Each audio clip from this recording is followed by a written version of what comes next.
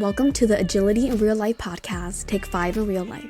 Now your hosts, Mike Studeman, Jeff Lee, and Pat Campbell. So welcome back to the Agility IRL podcast. My name is Pat Campbell. I am one of the partners here at Agility IRL. And good to see you again, Mike.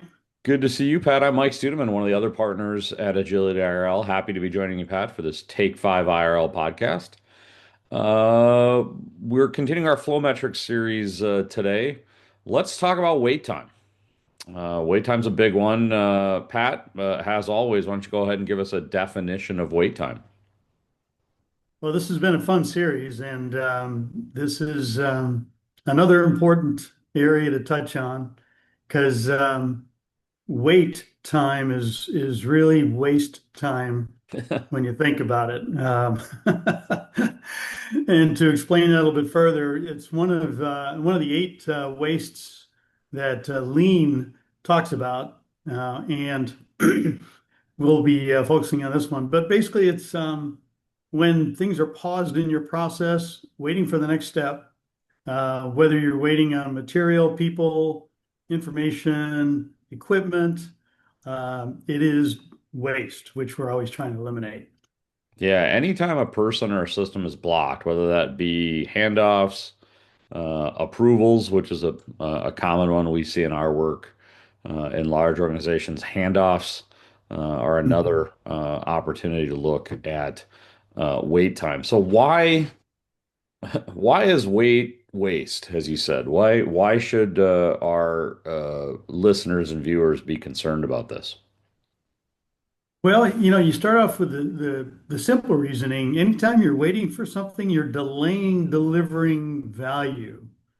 And that is a bottleneck. And we want to shoot bottlenecks because we're trying to continuously flow value to our clients, ideally faster than our competition, right? And as long as that's happening, your costs are going to go up, your teams are going to get frustrated, throughput's going to drop. A lot of those things are just going to impact your position in the marketplace when it comes Yeah, down to it. absolutely. I think you buried the lead, my friend. I think Hmm. wait time, while you're waiting, your cycle time is still running. And as we've Yeah. talked in an earlier episode, as cycle time goes up, all those bad things that you just articulated are happening. Hmm. Decreased delay of value delivery. I think the other one, you have increased cost. You have a morale hit. It's Hmm. frustrating down, and I'll take it at the individual team level or even the individual level. It's frustrating to, need information from a dependent team or from a manager or an approval from someone and be sitting there going, I could really move forward if I had this, but instead I'm gonna wait or I'm gonna work on something that's less important, which is Yeah. another another consequence. And Uh, I suspect all our listeners have probably painfully experienced this at some point or another. So we're probably not telling them anything there they don't know. But how do we address this? How do we mitigate this based on what you've seen, Mike? yeah, I think I mean, there's a number of ways. First of all, in order to address wait time, you have to understand the wait time. So, visualizing where Hmm. those wait times are occurring in a value stream map on some sort of visual management tool. I think looking at feedback loops and really trying to empower decisions at the lower level of the organization are a couple of techniques. Hmm. I think the big one of the big impacts that we talked about earlier is these dependency or these wait times driven by dependencies. The standard way to get that to address that, and it's not an easy way, is just trying to get teams cross-skilled so that Hmm. you maybe don't eliminate the dependency, but you lessen the dependency to things that are only absolutely critical for a single team to own. So I would say, visualize to try to find where those wait times are, empower local decision making, and consequently shorten feedback loops, and then try to get some of that cross skilling that we agile coaches love to talk about in play. Anything that you would add to the list, Pat? Yeah, just I would add, make sure that you're running a pull system and not a Oh, that's a push great one. system. A lot of times we keep pushing work on teams without respect to what is their capacity and ability to take this stuff in, which leads to inevitably some kind of wait states down the road.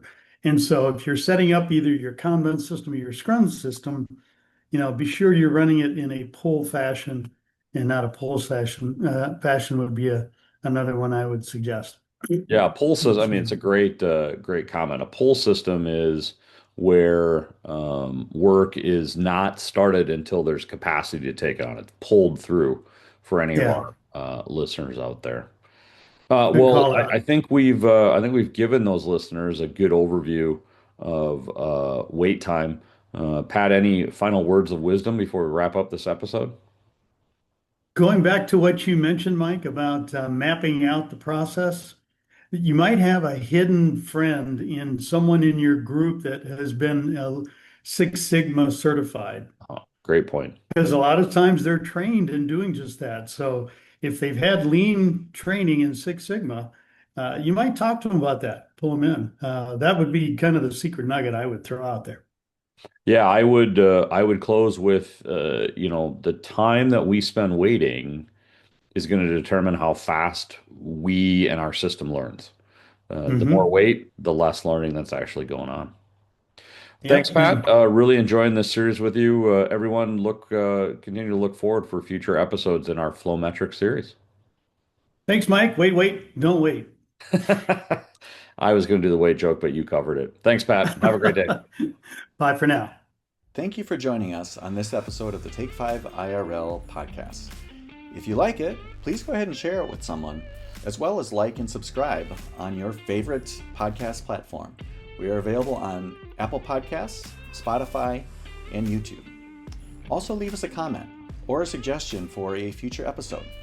Again, thanks for listening, and we look forward to you joining us next time on the Take 5 IRL podcast.